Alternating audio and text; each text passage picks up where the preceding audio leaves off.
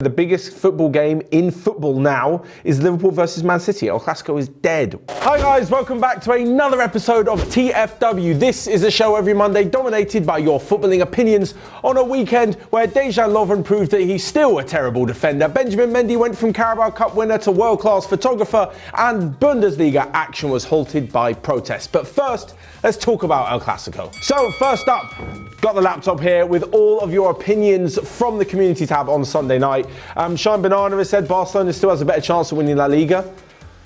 I mean, yes, because there's still 12 games to go and Real Madrid are only 1 point ahead after Clásico. I don't know though. At the moment, you'd like to think that Real Madrid are on slightly better form. Some of it may come down as to who goes further in the Champions League as well. At the moment, Barcelona are looking in a better position after Real's lost to City, but I'm still going to pit for Real Madrid. Rajit Saluja has said, unpopular opinion, Messi should leave Barcelona. Why would that be unpopular, mate? That's probably really popular. Everyone is too reliant on him and are always looking for him to take a shot and drive into the box. This causes other players to not get opportunities or in scoring positions, and players tend to not shoot because they feel Messi can take care of it. This is something I noticed massively from Clásico. I don't know if you guys watched all of it. Is it players like Frenkie de Jong especially, and Antoine Griezmann, they seem to be so eager to fit in and so eager to not piss off Messi and like the stalwarts of the Barca team that have been there so long, that they pass to him. There was one time where Griezmann was like edge of the box and he squared it to Messi on his weaker foot. I'm just thinking, I know you don't want the best player in the world to be mad at you and you don't want to be the guy who took on the shot where you could have passed to Messi, but come on, you take on some responsibility at some stage. Pranav Sarvepalli has said Barca cannot improve by changing managers. This is what I've been saying. They need to change their mindsets and should stop entirely relying on Messi. El Clásico said it all. Couldn't agree more. And Said Ibrahim said the biggest football game in football now is Liverpool versus Man City. El Clásico is dead. Well, sort of. Dead is a bit strong, certainly not at the level it used to be. Is the biggest game in football now Liverpool, Man City? In terms of success, it has to be. Like Liverpool are the best team in the world at the moment, even though the Watford defeat, but we'll get onto that in a second. And Manchester City are probably the best squad with individual talent that's been assembled, with one of the best managers, the other being Jurgen Klopp. So yeah, I'd probably say in terms of how successful they are, yes. In terms of rivalry and derby, no. Because Liverpool City's history is last decade since they've been successful. There's been bits before, but City have been nowhere near as successful as Liverpool have in the history of football. And talking of Liverpool, moving on, because Nabs has stated another unpopular opinion. Liverpool's 44-game unbeaten streak was more impressive than Arsenal's 49-game unbeaten streak. Liverpool won a lot more games. Arsenal played not to lose. Liverpool played to win. Saying Arsenal played not to lose is pretty strong. Imagine most teams playing not to lose and then winning 26 games in a season. Like, that's not the record, but that's still a pretty good return. So it was 26 wins and 12 draws in their 38-game unbeaten season in 2003-2004. Ooh, is it more impressive? They played better football, and they've played far better football, and of course winning the Champions League, whereas Arsenal ended that season with just one trophy. And to be fair to Liverpool, if things go on against Atletico and Chelsea, they could end the season with just one trophy as well, the Premier League. Is it more impressive? Style of football, yes. Style of football, I think it is more impressive. I'm going to go for it. They're only 5 games off as well, not so bad. But saying that Arsenal played to not lose, you know, they still had some phenomenal attackers in that team, like Lundberg, Pires, Bergkamp, Thierry Henry. So, yeah, okay, that's a bit harsh. And Fish Gumi has said Liverpool to beat City's point record. Liverpool are like 70 odd now, right? 75, 77? And Manchester City is 100. That's a tough one. I think so. If you're going off the rest of the season and the Watford gaming, just a blip, yeah, I'm going to go for it. I'm going to agree with you, Fish Gummy. Good on you. Right, next up, Everton. Talking about VAR. This is a shocker, if anyone hasn't seen it. So Apple has said Everton were robbed. Completely agree. The goal wasn't offside. It didn't affect the goal or De Gea's view, and Wan-Bissaka fouled Sigurdsson in the box. But yes, before all of this, so even if it was offside, where's the pen? Shambles as usual. If you haven't seen it, go back and watch it.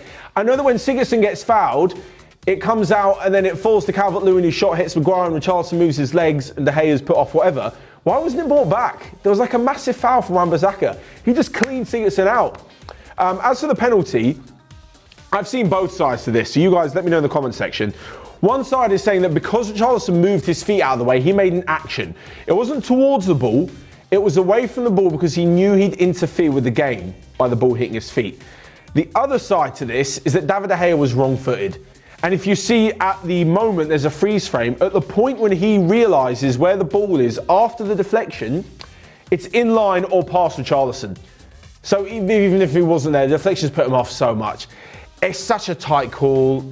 I'm going to say Everton were robbed. I'm going to side with Everton here because I think that's incredibly, incredibly harsh.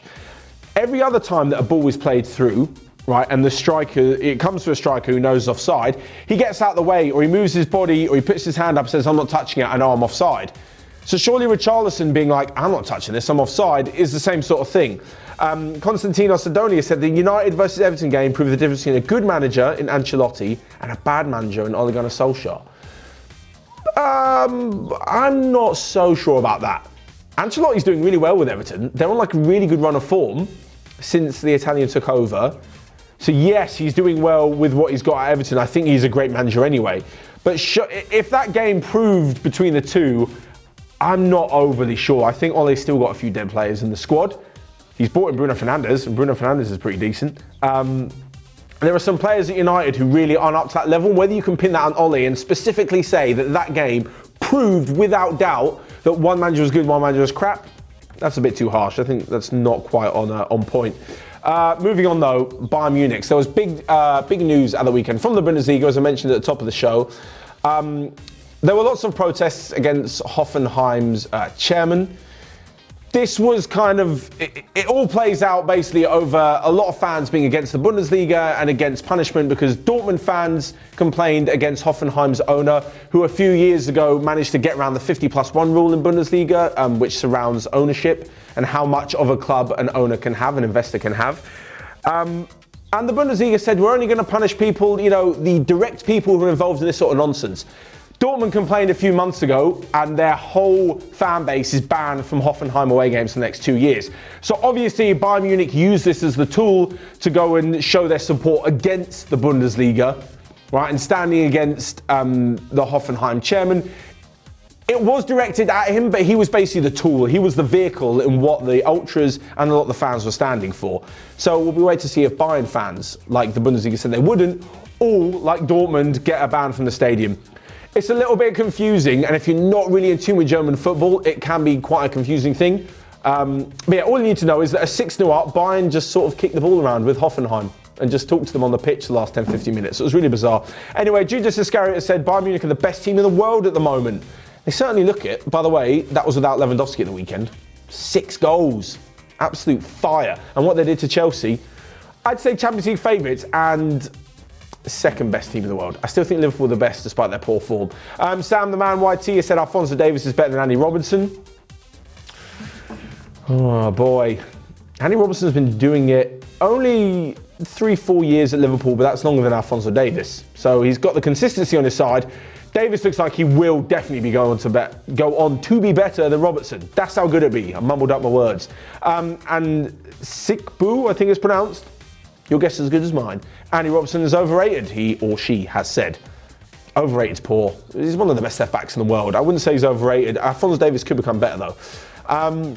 Next up, Aduchi Upal talking about Wolves, saying I think Wolves could break to the top 4 in the Premier League simply because the rest of the club's fighting for it and not in their best form. Now Wolves are only 3 points behind Chelsea. I'd agree, and especially that Wolves seems to be really good against their competitors. That's what's going to give them a massive edge. Everyone else seems to be really, really inconsistent. At the moment, yeah, sure. Wolves, I think Chelsea are going to hold on to it, and they're the ones to beat, Frank Lampard's Chelsea. But Wolves are definitely going to be the main challengers. MJ10 Gaming, in my opinion, Jack Grealish is one of the best attacking midfielders in the Prem and is better than Dele Alli and James Maddison. Yes, way better than Dele Alli. God, Ali's been useless recently. There is no way, in any way, shape or form, on recent games that Dele Alli is making the Euro squad. No way. What is he bringing over Maddison and Grealish? And yeah, Grealish has been better than Maddison this season, though I think both are incredibly talented youngsters. My word, Dele Alli's been poor. Grealish, definitely one of the best attacking mids. If United hadn't got Fernandes, I would have backed him going in for him in the summer.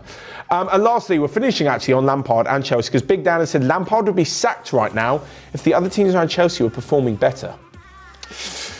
This is a tough one to call. So it's going for him. Yeah, first season for Lampard at Chelsea. He's had them sat in fourth. You know, probably going to be knocked out by Bayern, but they did make it to the knockout rounds of the Champions League.